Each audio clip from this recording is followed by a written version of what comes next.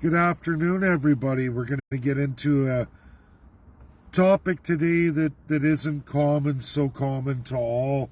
And my friend, Dr. Richard Albert in Texas, released Multi-Textual Constitutions, a dramatic paper that really challenges and redefines what we know in the world of constitutionalism. And that's the idea that unwritten and written constitutions may in fact not that way at all, and the way we look at it is incorrect. And I would agree with that. It was a tremendous paper, much detail. I'm very pleased with it, going through it. It's huge. It goes into a lot of areas, but there are arguments I have there. It's for Richard, it's for everybody. That's why he wrote the paper. He wants feedback. I tried to give limited feedback on Twitter. Very tough, because you're only allowed so many words, and articulating things properly doesn't fit in Twitter. Twitter, I use it for a completely different purpose than so many others do. I use it for reaching governments, all kinds of forum. That's the best platform to actually reach those you need to. I think it's the best platform in the entire world in that respect. I couldn't have done half the works I've done globally without Twitter. That's the facts. And when we look at multi-textual constitutions, we look at unwritten parts. These parts are not codified in a constitution, but I say they are because, for example, executive power. I know Canada is heavy into the customary law through extreme executive power. And there are all kinds of tyrannical governments that use that executive power. For Canada, it's Crown.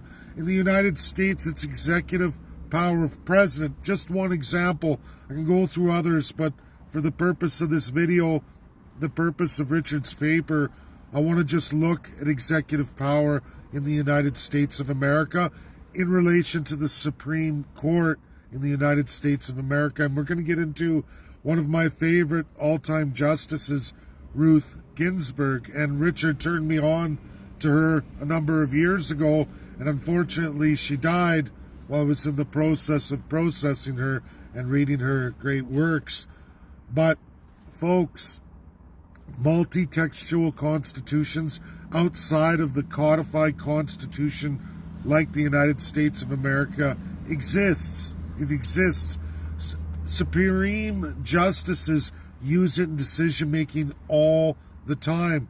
They'll go into the Constitution, and when an item isn't identified, meaning it's not codified there in the Constitution, the justices have to step outside the Constitution. When do they do that? Well, executive power of a president. What agreements did they make with other countries or over their entire blanketing domestic country, meaning all sub-regions? And there's where you'll find what was supposedly uncodified, meaning unwritten.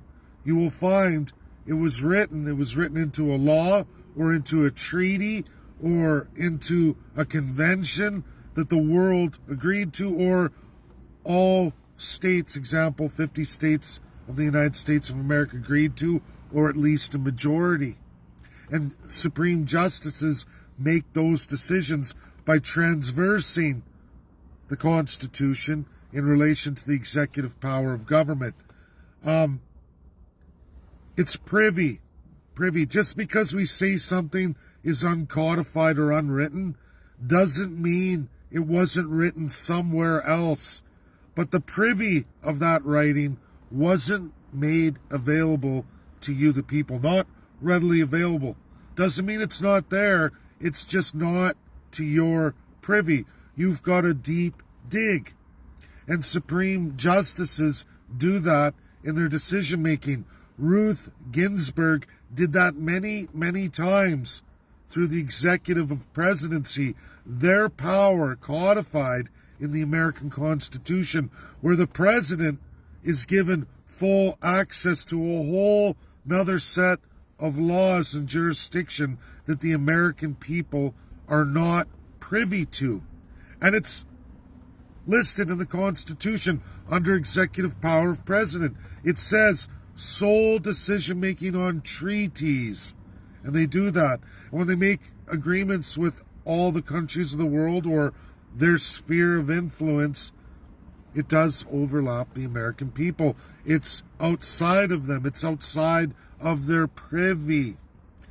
People have to go find those. They have to go read them. Justices who deal in law, who read law all day long, spend their lifetimes, just like academics like Richard Albert read their whole lifetimes in these areas. They find the codifications. We, the people, we're left largely blind and unaware.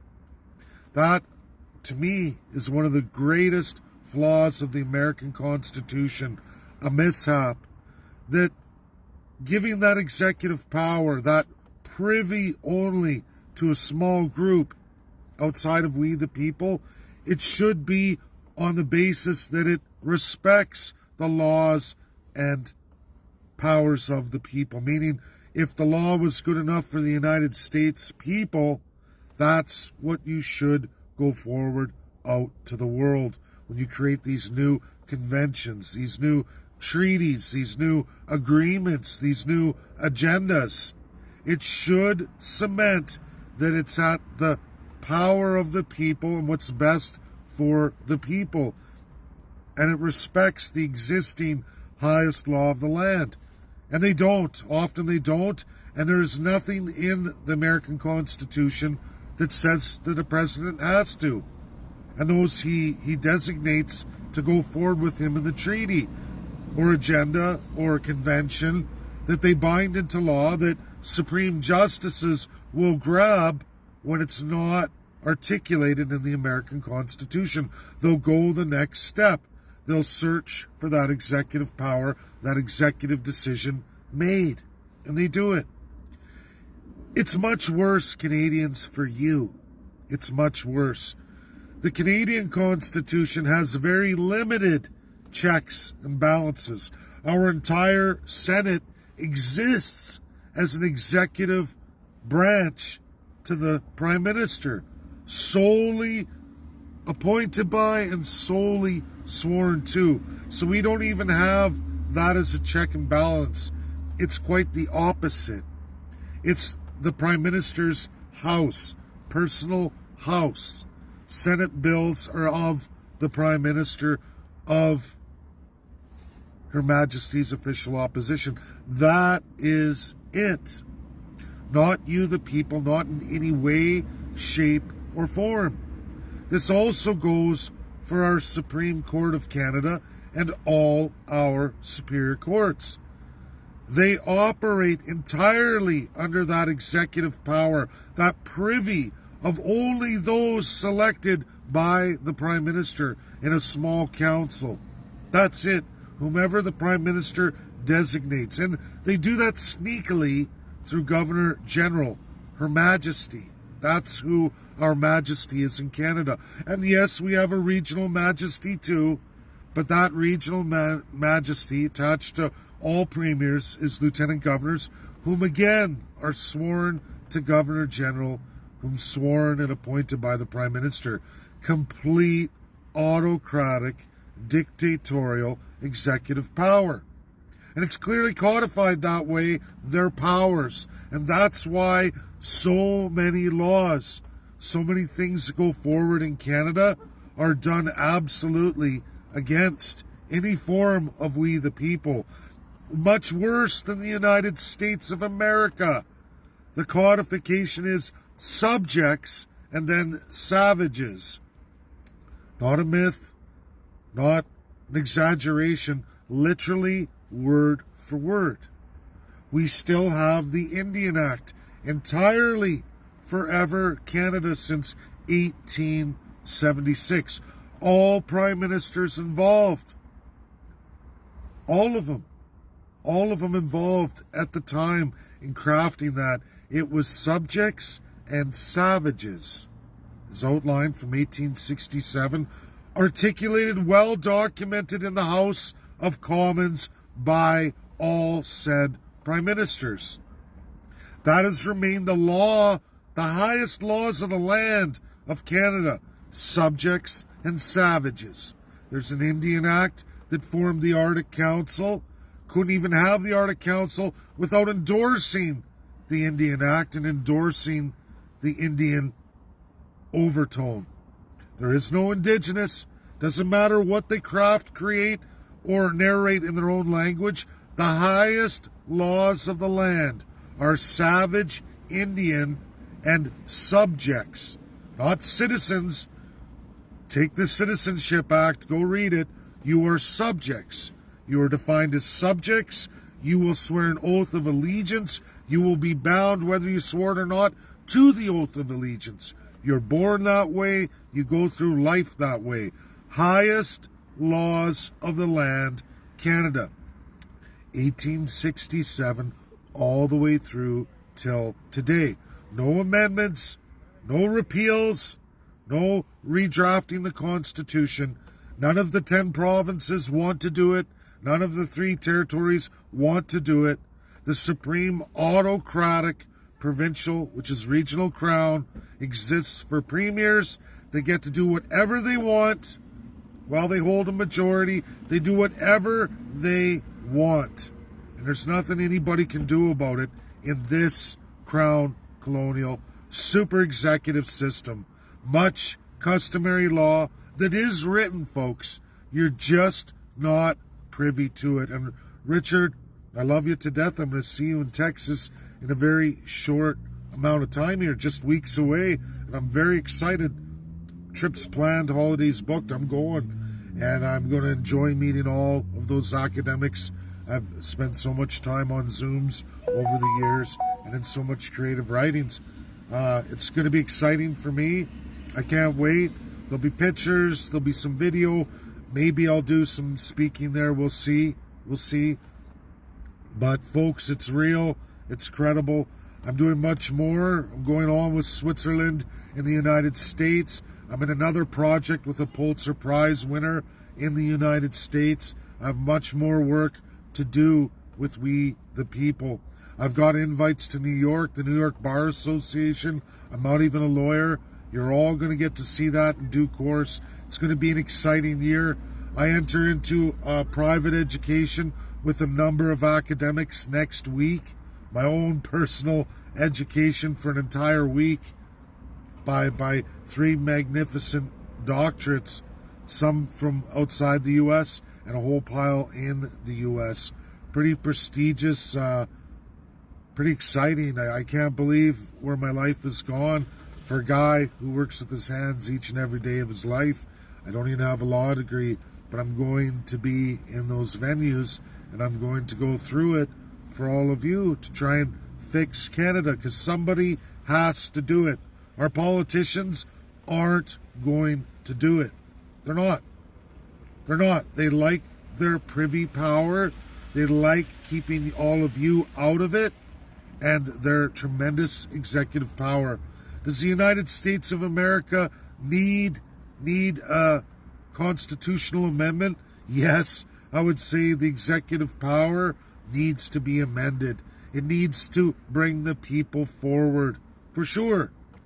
Ruth Ginsburg, a Supreme Court Justice, former of the United States of America, on the highest courts. She was there for a very long time. She passed away during Donald Trump's presidency, and even he had the respect for her because she took those executive powers of president. She followed them to get the answers she needed to make her judgments. Judgments not all Americans liked. Left or right, you can see the variations, but it was done in the best intentions of the people to protect we the people. And, you know, I have a gift, I guess. I'm able to follow these things and look at it. I'm very happy with Richard's paper.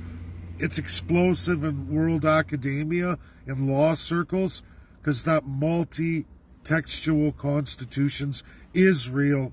It's real for the Supreme Court in the United States of America the most independent judiciary in the entire world. I would argue that it is. It's something we'd want to achieve to.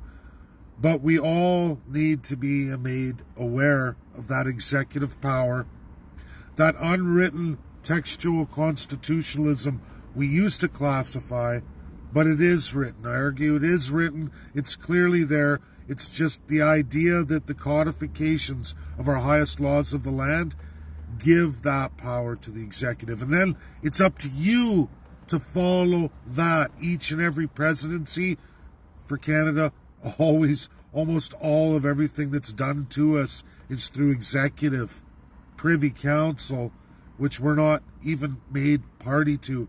It's done behind closed doors. And it's up to you to figure it out and find it. And they bury it. They make it extremely hard. You have to go through academia and learn how to do that. That's what I spent 5 years of my life doing. It's why I offend people left or right. People don't like it, but it's the idea that you don't understand that a pile of the laws made against you, the people, subjects and savages, is because there is a written track record of it. There is a whole system that we're not privy to. We're not, because we don't count. We're not codified in our Constitution the way they lead us to believe we are. We're being bamboozled. We're being tricked. We have been forever and a day, especially in Canada. Is it happening in the United States too? Yes. Presidents abuse that power. It's unchecked. Nobody's regulating it, and nobody has a say. That's the Constitution of the United States of America in relation to the executive power of presidency. We can go on to governors too. Governors have a similar power bestowed upon them constitutionally too. You have to go further into each and every state, and you'll find that that power does exist in several states. But they do have some checks and balances by the people. And even president, there is checks and balances by the people. But are they strong enough? Clearly not. Clearly not. This is my video. I hope it finds people very, very well. I hope it finds Richard very, very well. I'm sorry, it's just too hard for Twitter to post real, credible verbiage that you can understand, because it can't always be summed up in a paragraph. Richard, look at your paper. Your paper is huge. I'm going to have to go through it probably 3 more times. I know there's terms I didn't understand in it, and I will go back and I will figure it out. I always do. Thank you. Thank you for your tremendous service to everybody. Thank you for these incredible invites. I will see you shortly in Texas, sir. Bye now.